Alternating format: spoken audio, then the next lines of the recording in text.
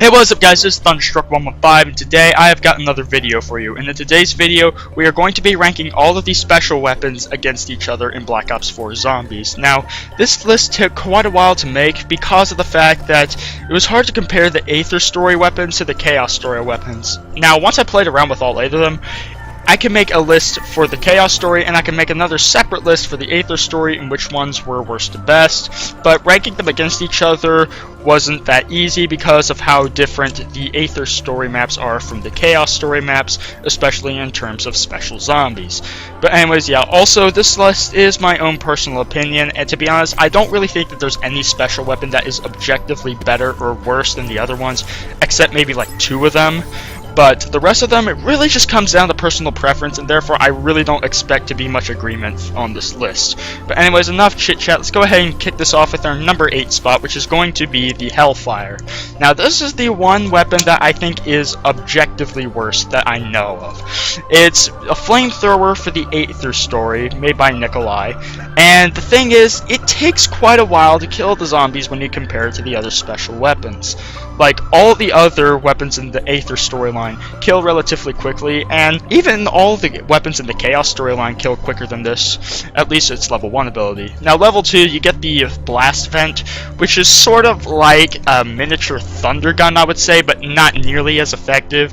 And then the level 3 ability is actually pretty good. It's the Infernal Tempest. It's sort of like I compare it to a Lightning Bow Storm, except it's fiery. However, this is really the only good ability on the Hellfire, and that's why I have to put it in the number 8 spot.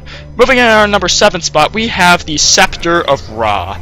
Now, the thing about the Scepter of Rod is this thing doesn't kill as quickly as the other special weapons. All 3 other special weapons in the Chaos story, the Chakrams, the Hammer, and the Viper and Dragon, for the most part, they kill instantly unless, of course, you're pitted up against special zombies. The Scepter of Rod takes quite a bit to kill with the beam, and then you can use the melee, but you have to get in close for that. And yeah, now level 2, it doesn't really do anything much to upgrade it, I think, except just make the melee and the beam more effective. Level 3 ability is pretty cool though. You can place your staff down, and what it does is it just creates this bubble around you that slows down the zombies tremendously and slowly damages them. Sort of like I compare it to the Nano Swarm from Exo Zombies. But the coolest thing about this is that you can revive teammates with it with the beam or by planting the scepter down. Of course, I play solo a lot, so the only use I would get out of it would be planting it down, and usually I wouldn't go down while I'm in its radius because it does slow down the zombies, create sort of a safe zone for me. So my chances of going down while the planting it down is active is pretty slim, and usually I either only play solo or I play with my friend, which we're about the same skill level, and usually if one of us goes down, the other's about to go down as well. So I don't really see this as much help on that either.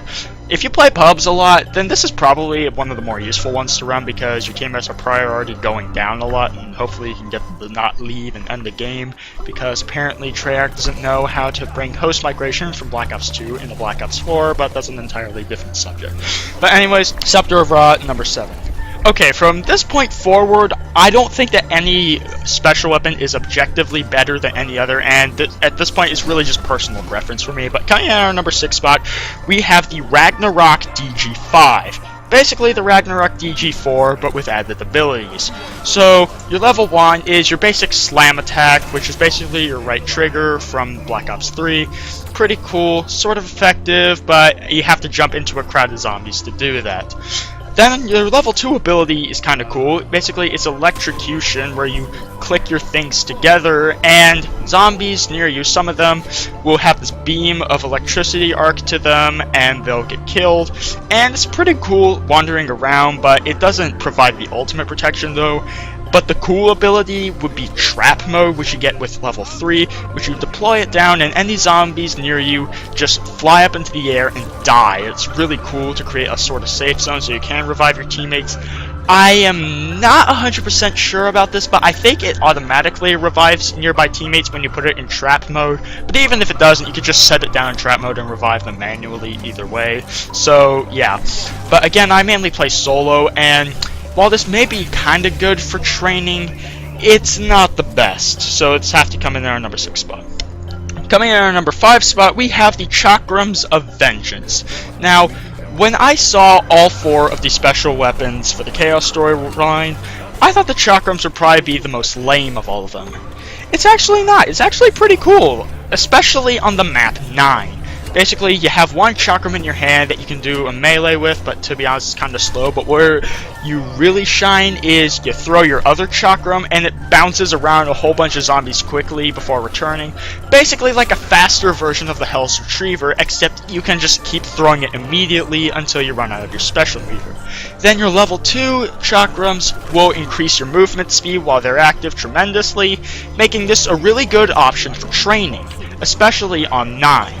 And then the level 3 is so cool. You get the Lacerating Whirlwind, where there's a bunch of Chakram blades just flying around you, and nearby zombies just get sliced to pieces. Now, it's not effective to the point where you become next to invincible from it, but pretty darn close as long as you're not, like, just charging headfirst into the zombie horde. You're not gonna go down that quickly, and it's pretty cool, and I have to put this in their number 5 spot. Coming in at our number 4 spot, we have the Path of Sorrows from the Aether storyline. Takio's Katana. It's really cool. I mean, the level 1 ability, it doesn't sound that good, but it's basically just an instant kill melee. But once you get to level 2, then oh my gosh, this thing is so good. You get the dash attack, and I would compare it to the 115 punch from the Gauntlet of Siegfried in Black Ops 3, and basically you just dash forward, you kill any zombies in your path, and as long as you keep dashing, you are not gonna go down. It is super effective. You can just run through whole hordes of zombies, and I really like to run this as my special weapon on Blood of the Dead because of how tight it is, and this can just blast zombies out of my path and make way so I won't go down, and it's very useful.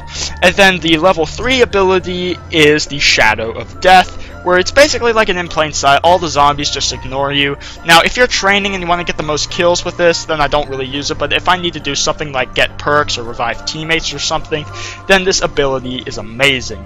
And also, this is really weird. I don't know why this is here, because it wasn't even listed in the description of the Path of Sorrows, but for whatever reason, if you have it active, all your teammates gain a temporary speed cola for the duration that you have it active. It's really weird. I don't understand why it is like that, but I'm not really going to complain. Of course, it's a shame that it took them a while to add an actual speed cola into the game, and this was the only alternative, that and unlocking attachments for each and individual gun.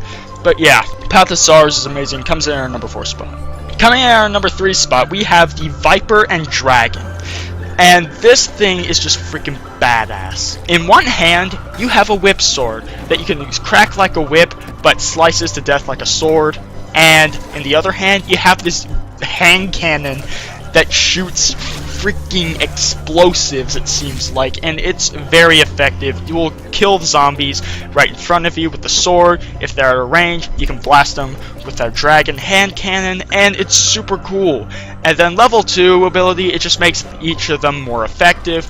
But the level 3 ability is so cool. It's basically you throw out the little mini blade things on the Viper, and they fly around and kill zombies, but they attract zombies as well, so they all run up to them and die. It's basically like a temporary monkey bomb, almost, except you can keep activating it for the duration that your special weapon is active.